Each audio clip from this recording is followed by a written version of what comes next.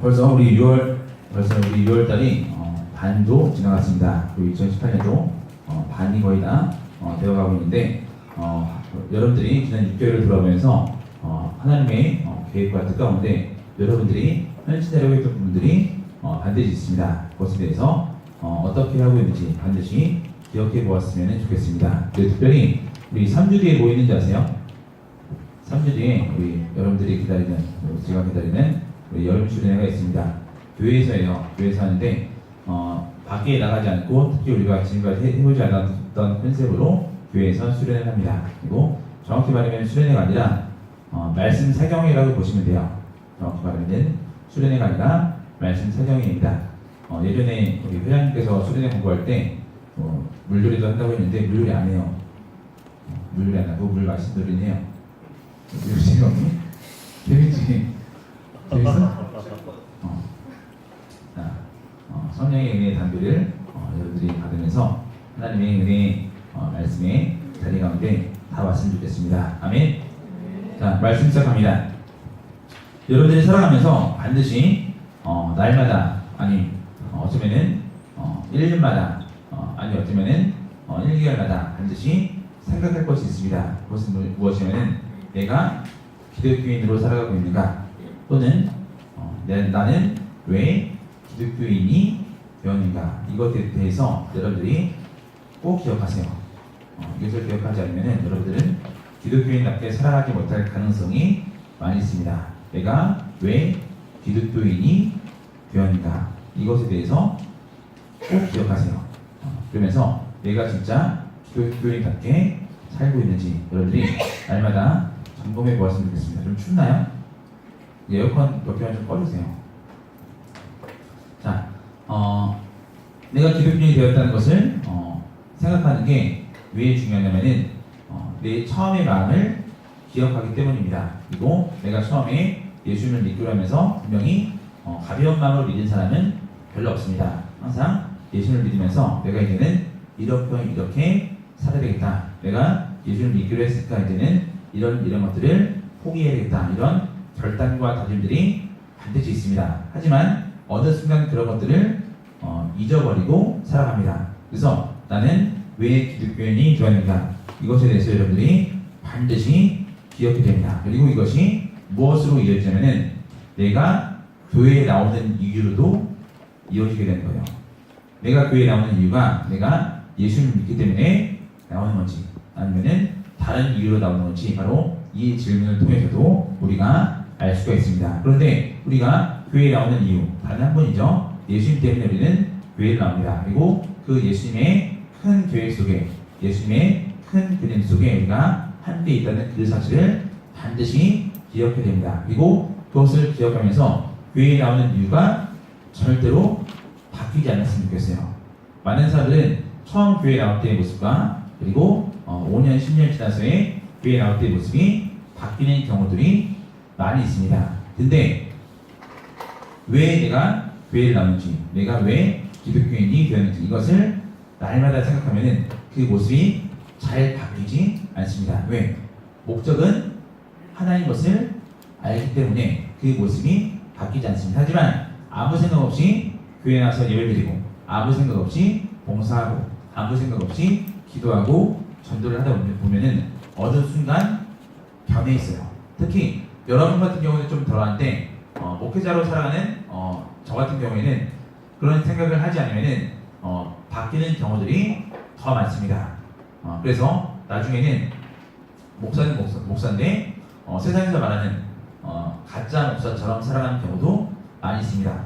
선교사님들도 똑같아요. 선교사님들도 해야 될 것을 잘 하지 않으면 가서 가짜처럼 사는 선교사님들도 많이 있습니다. 이건 여담인데, 선교할 때 가장 중요한 것 중에 하나가 뭔지 아세요? 선교의 무기 중에 가장 중요한 것 중에 하나가 뭐냐면은 언어예요. 언어가 되지 않으면은 선교를 못합니다. 그래서 선교사님들은 항상 그 나라 언어를 열심히 하려고 해마다 공부를 합니다.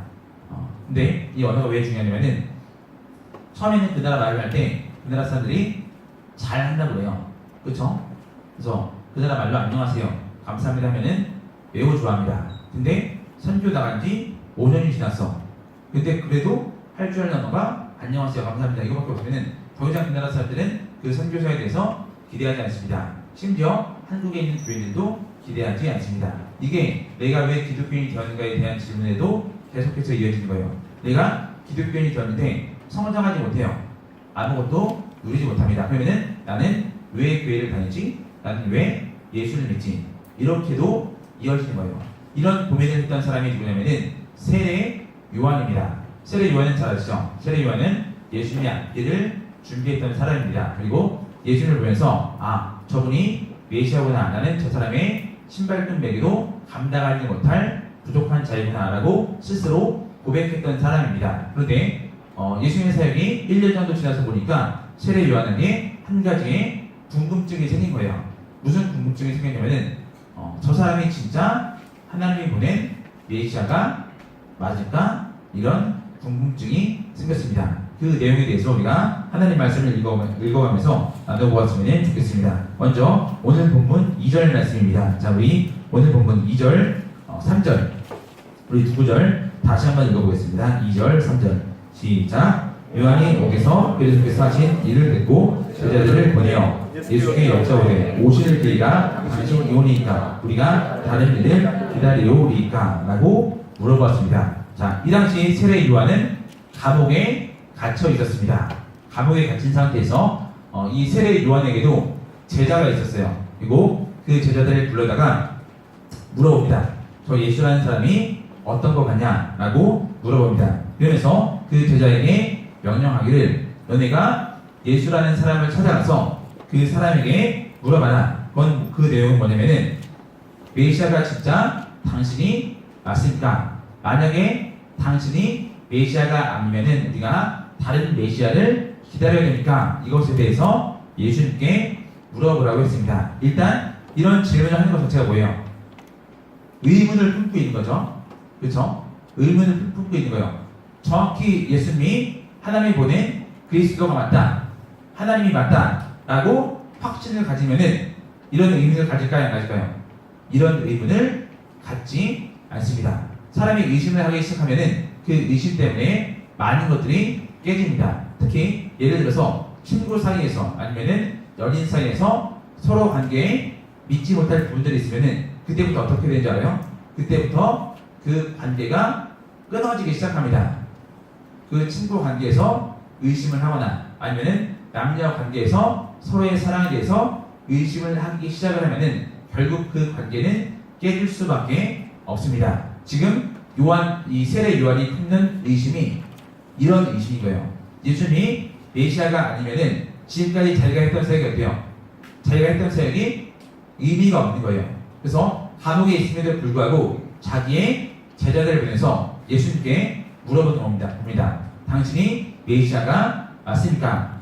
혹여 당신이 메시아가 아니면 우리는 누구를 기다려야 됩니까? 이런 질문을 한 것입니다. 자, 이때 예수님께서 이들에게 어떤 대답을 해주느냐? 자, 오늘 본문 4절 말씀입니다. 자, 우리 4절 말씀 같이 한번 읽어볼게요. 시작.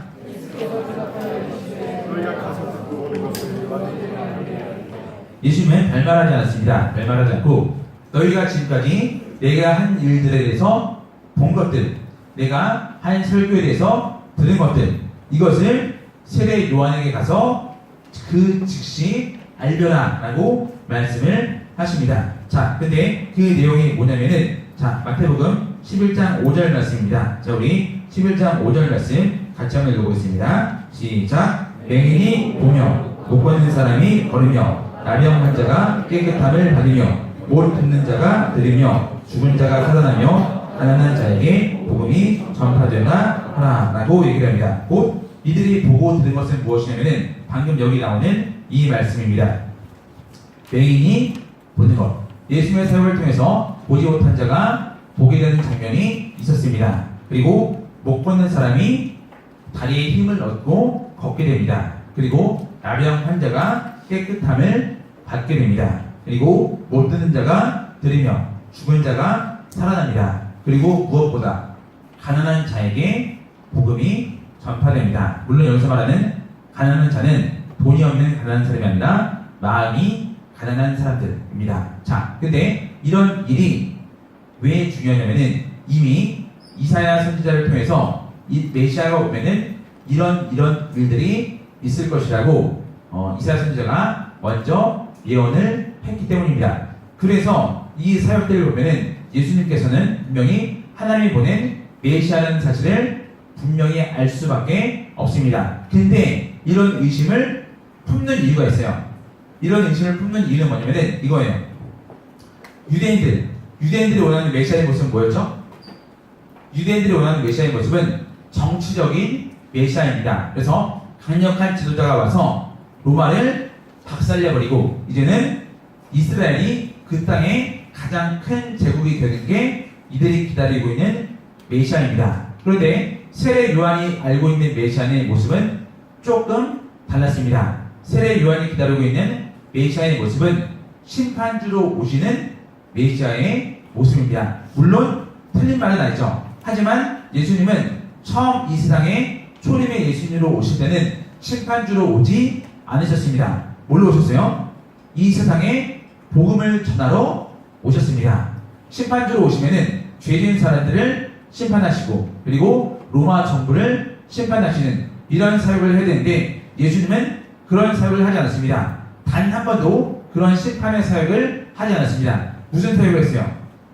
못 걷는 사람을 걷게 하고 못 듣는 사람을 듣게 하고 무엇보다 가난한 사람에게 복음이 전파되게 합니다. 그래서 예수님의 사역은 고치시고 가르치시고 그리고 전도하시는 이 사역들을 가장 중요하게 여기면서 그렇게 사역을 했습니다. 그래서 세례 요한은 내가 알고 있는 메시아의 모습과 예수님이 다르다 보니까 자기의 입으로 예수님을 이전에는 메시아로 고백했음에도 불구하고 더는 예수님에 대한 100%의 확신이 없던 겁니다. 자, 그래서 예수님께서 이 말씀을 마치시고 이들에게 어떤 말씀을 해주셨냐면은 자, 오늘 본문 11장 6절 말씀입니다. 11장 6절. 자, 중요한 구절이에요. 별표 주시고 읽겠습니다. 시작. 누구든지 나로 말미암아 필족하지 아니하는 자는 복이 있도다 하시니라. 자, 예수님을 보고 시험 들지 않는 사람은 복이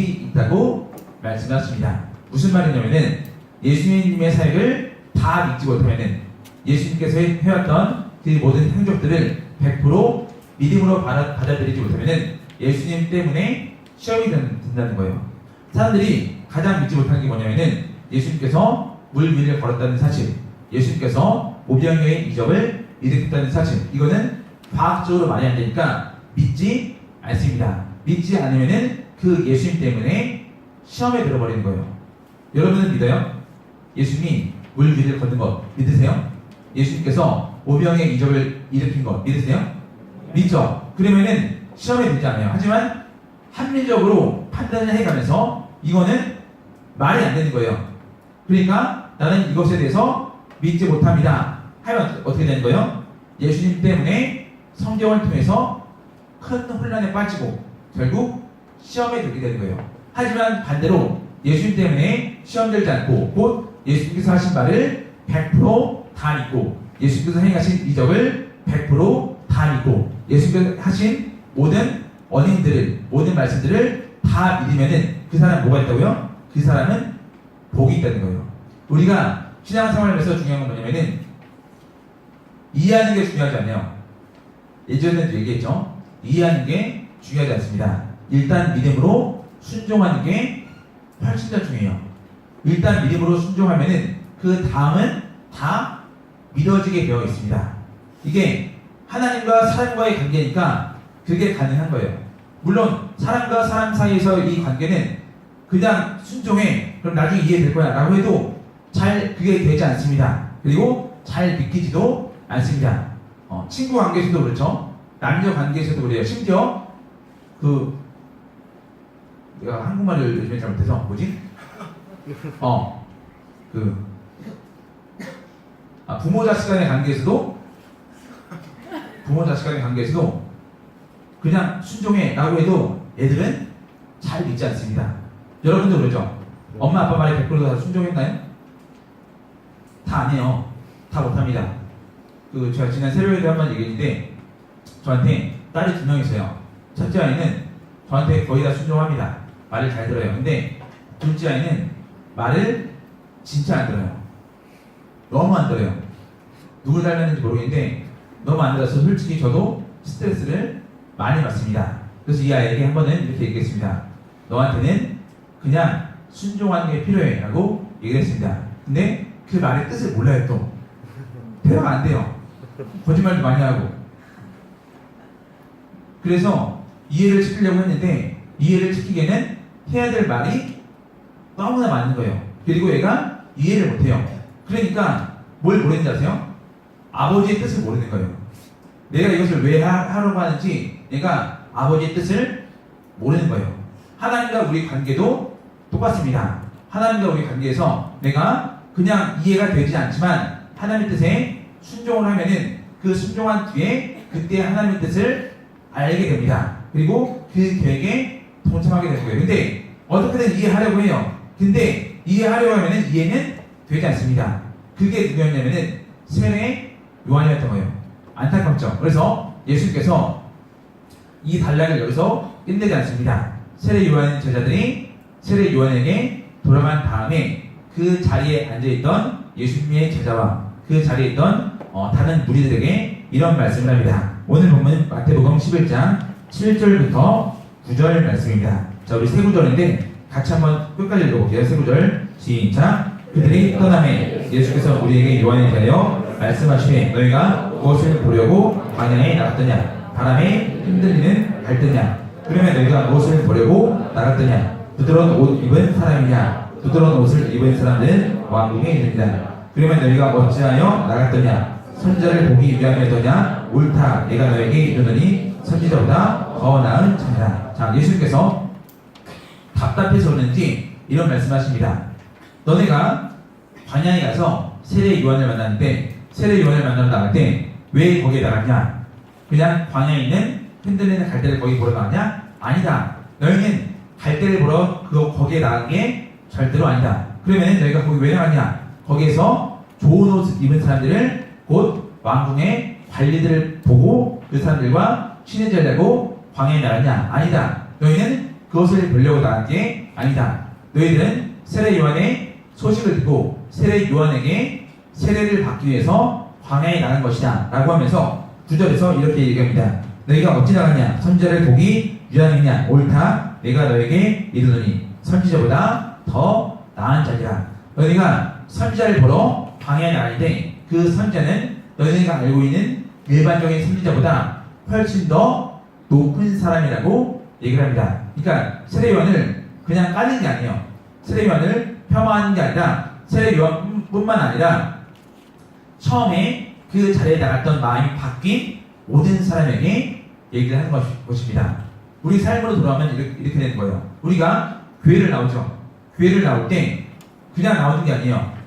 어느 정도 나이가 있고 어느 정도 생각이 있으면은 교회에 나올 때 진리를 찾기 위해서 나오는 경우가 많습니다. 그리고 진리를 찾고 예수님을 만나기 위해서 나오는 경우가 많습니다. 물론 어릴 때는 교회 가면은 햄버거 주고 교회 가면은 친구들 있고 해서 나오는 경우가 많죠. 근데 최소한 청년들이 되면은 친구 만나기 위해서 교회 가는 경우는 별로 없어요. 친구는 교회 안에도 만날 때가 많이 있죠. 교회 나와서 햄버거 받으려고 나온 사람 있어요? 간식 먹고 싶어서 나온 사람 있어요? 김밥 먹고 싶어서 차이트만 사람 있어요? 없어요. 그런 사람 없어요. 뭔가를 하려고, 뭔가를 드리려고, 예배를 드리려고, 진리를 찾으려고, 아니면은 마음의 평안을 얻으려고. 그래서 교회에 나오는 거예요. 어떤 우리가 생각하는 그 전립적인 쾌락보다 좀 더 높은 차원의 쾌락이 있기 때문에 교회를 나옵니다. 그리고 결국은 대부분의 사람이 진리를 찾고 예수님을 믿고 구원의 길을 발견했기 때문에 계속해서 교회에 있는 거예요. 그 사람들이 예배를 드리고 그 사람들이 찬양을 하고 그 사람들이 주의 뜻대로 살겠다고 자기의 목숨을 바칩니다. 근데 문제는 뭐냐면은 내가 왜 기독교인이 되었는지 매일 생각하지 않고 그것에 대해서 고민하지 않으면은 어느 순간 뭐가 되는지 아세요? 방금 예수님께서 말씀하신 것처럼 이들이 세례 요한을 만나러 광야에 나가는데 어느 순간 이들은 광야에 가니까 흔들리는 멋진 갈대가 있구나, 광야에 가니까 좋은 사람이 있구나, 이런 생각을 하게 되는 거예요. 처음에는 예수님 만나기 위해서 교회에 나와서 진리를 찾기 위해서 교회에 나와서 교회에 정착을 했는데 어느 순간 보니까 예수님은 내 삶 속에 없어졌어요. 교회에 나오는 이유가 더 이상 예수님이 아니에요. 나와서 그냥 좋은 사람들이랑 교제하고 끝나고 볼링 치러 가고 끝나고 김밥 먹으러 가고 여기서 혹시 좋은 인연이 생기지 않을까 이런 마음으로 교회를 계속 나오게 되는 거예요. 그리고 이 안에서 진리를 찾지 못합니다. 곧 은혜도 받지 못합니다. 이렇게 신앙생활하는 기독교인들이 매우 많이 있어요. 매우 많이 있습니다. 그래서 이들에게는 더 이상 은혜가 주어지지 않으면 하나님의 말씀이 들어가지도 않는 거예요. 들어가지도 않는 거예요.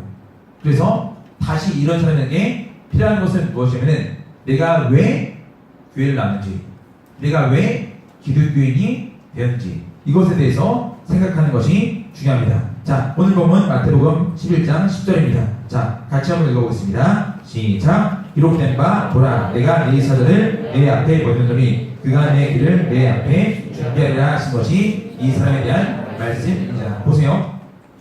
세례 요한의 사명은 뭐냐면은 예수님께서 오실 길을 미리 와서 뭐 하는 거예요? 준비하는 것이었어요.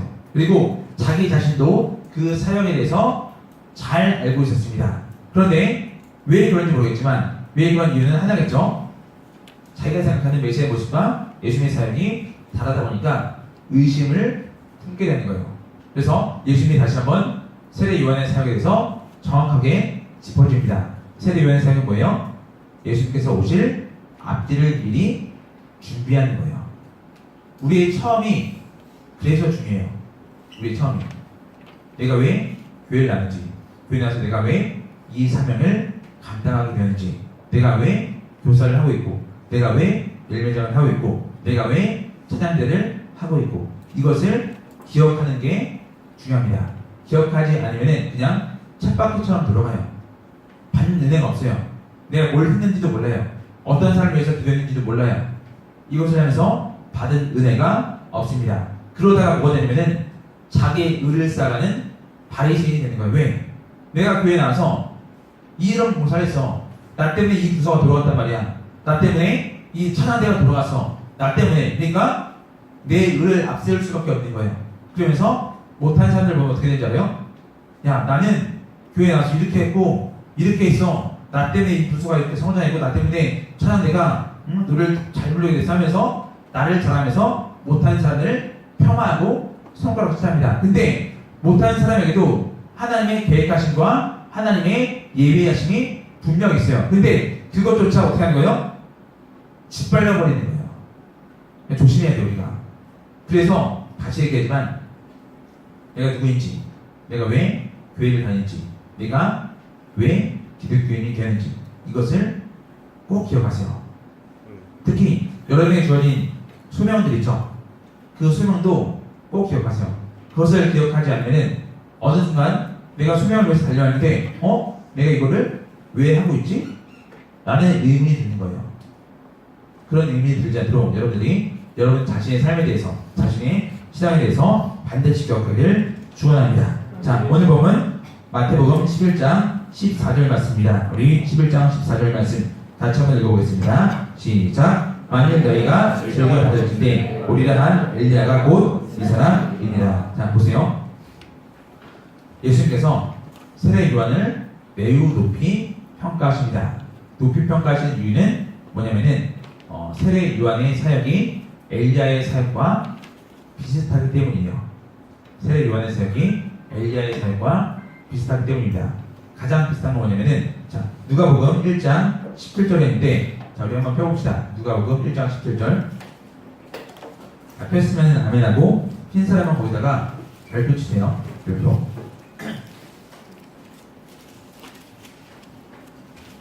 누가복음 1장 17절.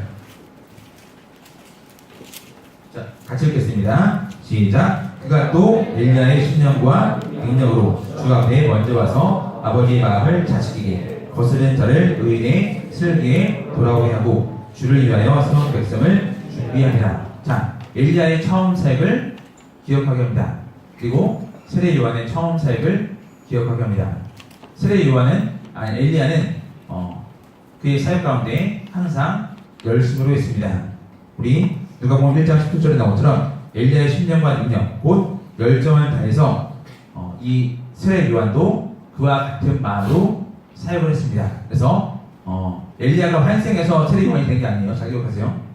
엘리야가 환생해서 세례 요한이 된 게 아니라 엘리야처럼 열심히 사역해서 예수님이 세례 요한을 엘리야라고 표현을 한 겁니다. 우리 인생에도 어느 순간에 엘리야처럼 열심히 사역했던 때가 있죠. 주를 위한 열정으로 나아갔던 때가 있습니다. 그렇죠? 그때는 주를 위해서 모든 것을 다 드리겠다고 했어요. 그렇죠? 근데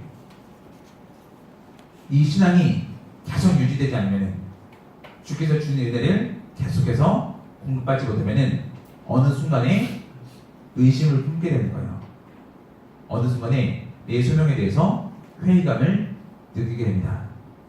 내가 교회에 나서 주를 헌신했던 그게 어리석어 보이고 아까워 보이는 거예요. 잘 기억하세요. 그렇게 교회를 떠나는 사람들이 많이 있어요. 많이 있어요. 30대 되면은 이 중에서 보통 더 많이 떠나고, 40대 되면은 또 떠나고, 그리고 나중에 세상에서 치이고 차이고 뒤늦게 돌아오는 거예요. 그게 맞았구나. 물론 그렇게 돌아와도 돼요. 그렇게 돌아와도 천국에 갑니다. 하지만 뭐가 없어요? 계속해서 주를 위해서 사역했던 열심과 열정이 있고, 그래서 은혜가 없고 복이 없는 거예요. 안타까운 거예요. 그래서 여러분들이 항상 내가 지금까지 신앙생활하면서 누렸던 것들이 있는데 그게 뭔지 꼭 기억하세요. 누리지 않고 교회를 나오는 사람은 없습니다. 누리는 것이 있으니까 교회를 나오는 거예요. 교회에서 예수님을 통해서 받는 은혜가 있으니까 교회를 나오고 신앙생활을 합니다. 물론 아무것도 없다고 얘기하는 사람도 있겠죠. 근데 자기가 보기에는 아무것도 없는데 아무것이 있어요. 분명히 내가 보기에는 교회를 다니면서 받는 은혜가 있습니다. 마음의 평안을 얻든, 심지어 평안을 얻든, 아니면은 큰 사고가 나야 되는데 나지 않던, 죄를 지어야 되는데 죄 짓지 않던 뭔가 있어요. 분명히 있습니다. 그렇죠? 근데 내가 그걸 생각하지 않는 거예요. 그러니까 하나님께서 은혜를 주셨는데 그 은혜를 내가 그냥 기억하지 않는 거예요. 도움을 받았는데 그냥 기억하지 않는 거예요. 생각하지 않고. 근데 여러분들이 교회 다니면서 신앙생활하면서 어쨌든 받은 은혜가, 받은 도움이 반드시 있습니다. 그거를 날마다 생각해 보세요. 그러면은 그 감사가 그래서 끊이지가 않는 거예요. 목사님들이 많이 얘기하죠. 감사하는 사람은 더 감사하고 감사할 거리들이 더 많다고 얘기하죠. 그 하나님의 은혜를, 하나님의 도움을, 하나님의 보호하심을 깨닫기 때문에 하는 거예요. 깨닫기 때문에. 그래서 여러분들이 오늘 하루만이라도, 좀 이따 여러분 공과에도 있어요. 내가 교회 다니면서 신앙생활하면서 받았던 은혜들을 반드시 생각해 보세요. 그리고 한 가지만 더 말씀을 드리고 마치겠습니다. 조급해하지 마세요. 신앙생활하면서 조급해하지 마세요. 세례 요한은 조급했겠죠. 왜? 나는 감옥에 갇혀 있어요. 그리고 예수님에 대해서는 소식만 듣고 있어. 근데 소식을 들었는데 나는 분명히 그 사람이 메시아라고 선포를 했는데 보니까 내가 알고 있는 메시아의 모습이랑 달라. 그러니까 어때요? 조급한 거예요. 조급한 거예요. 근데 그래, 세례 요한은 조급할 수 있어. 하지만 여러분은 조급해하지 마세요. 왜 조급해할 필요가 없냐면은 이미 예수님께서 승리하시고 이미 우리의 구원이 확정되어 있기 때문에 절대로 조급해하지 말라는 거예요. 대학교 1년 늦게 들어가도 돼요. 아니 2년 늦게 들어가도 되고 10년 늦게 들어가도 돼요. 10년 늦게. 너무했니? 너무했습니다. 지난주에 우리 교회에 누가 왔었냐면은 나현덕이라는 분이에요. 나현덕. 누군지 아세요? 안산 구곡 월비동 시의원 기호 3번이었거든요. 이분 나이가 36이에요. 36. 프로필 봤더니 군대 제대하고 나서 이제 한양대 에리카 들어와서 총학생 회장하고 졸업한 지 얼마 안 됐어요. 2년 됐나 이제? 34살인가 이제 대학교 졸업했어요. 근데 봤는데 찐따같이 안 보여. 우리는 막 10년씩 늙고 막 그러면 이상해 보이잖아. 뒤떨어진 모습 보이고. 근데 안 그래요. 그 사람들 교회 다닌다고 하더라고. 확인 안 되지만. 교회 다닌대요. 근데 신앙이 있는 사람이 이미 다 이루어진 걸 알고 자기 인생에 대해서 조급해하면 안 되는 거예요. 왜? 내가 시험 떨어져도 성적이 안 나와도 일단 천국은 확보되어 있잖아. 물론 천국은 확보되어 있는 건 그거 안 해도 알겠지만, 그리고 내가 열심히 해서 시험에 떨어졌어. 열심히 해서 내가 하려고 하는 게 안 됐어. 그렇게 안 돼도 하나님이 나를 버리지 않을 거라는 믿음이 있잖아. 하나님이 더 좋은 곳으로 나를 인도할 거라는 믿음이 있잖아요. 그러니까 조급해할 필요가 없는 거예요. 조급해할 필요가. 저도 이것에 대해서 얼마 전에 깨달았는데, 저도 사실 조급한 분들이 있어요. 왜? 제 나이가 올해 39이고 내년에 40. 내년에 선교지에 나가. 40살에 선교지에 나갔는데, 그 언더우드 선교사님이 우리나라 올 때 20대였어. 20대. 근데 나는 40대에 방글라데시 가요. 영어도 안 돼. 체력이 좋지도 않아. 그렇다고 깡따구가 있어서 막 무슬림들 사이 가서 십자가 들고 주 예수님들 할 수 있는 그런 것도 없어. 해외에서 살아본 경험도 없어. 근데 가요. 근데 가면은 선교에 대한 결과물이 있어야 돼. 근데 결과물이 뭐가 있겠어? 내가 가서 뭘 할 수 있겠어? 조급하잖아. 70이면 돼. 70, 30년밖에 사역을 못해. 30년 동안 뭘 할 수 있을까? 30년 동안. 내가 지금 39살이면서 39살까지 살면서 뭐 세상에 내놓을 뭐 결과물도 없는데 없잖아. 조급하지 않겠어요? 근데 조급해할 필요가 하나도 없는 거예요. 왠지 알아요? 이미 선교는 하나님이 하고 계셔. 선교는 내가 하는 게 아니에요. 아세요? 전도하시죠? 전도도 여러분이 하는 게 아니에요. 1차적으로 하나님이 하시는 거예요. 내가 안 해도 하나님이 선교를 하시고, 내가 전도를 안 해도 하나님이 전도를 하세요. 내가 안 해도 하나님은 하나님 나라를 이루어가고 계세요. 그러니까 내가 조급할 필요 없어요. 나를 통해서 결과물이 나오지 않아도 돼. 나는 가서 그냥 하나님 보고 하나님 이것을 좋아하시는구나 라고 하는 것에 그냥 함께 동참을 하면 되는 거예요. 왜? 결과는 어디 누가 나한테 결과를 주시는 거예요? 결과는 하나님이 주시는 거예요. 그 결과물이 이 세상에서 보이든 천국에서 보이든 어디선가 보이는데, 우리는 지금 내 눈에 보이는 것만 보기 때문에 조급해하는 거예요. 여러분 인생도 똑같잖아. 꼭 시험을 붙어야 여러분이 성공해요? 꼭 좋은 직장에 들어야 여러분이 성공해요? 그건 아니에요. 그렇게 하지 않아도 어쨌든 성공할 길은 많이 있습니다. 물론 하나님의 관점에서 성공할 길은 많이 있어요. 그러니까 조급할 필요가 없어요. 그리고 마지막으로 똑같은 말 하나만 더 할게요. 그렇게 하지 않기 위해서 내가 진짜 기독교인인가? 내가 교회를 왜 다녔지? 난 왜 기독교인이 됐지? 이것에 대해서 꼭 기억하세요. 그러면은 여러분들이 갖고 있는 문제의 반 이상은 해결됩니다. 여러분이 갖고 있는 문제의 반 이상은 해결돼요. 나머지 반은 기도에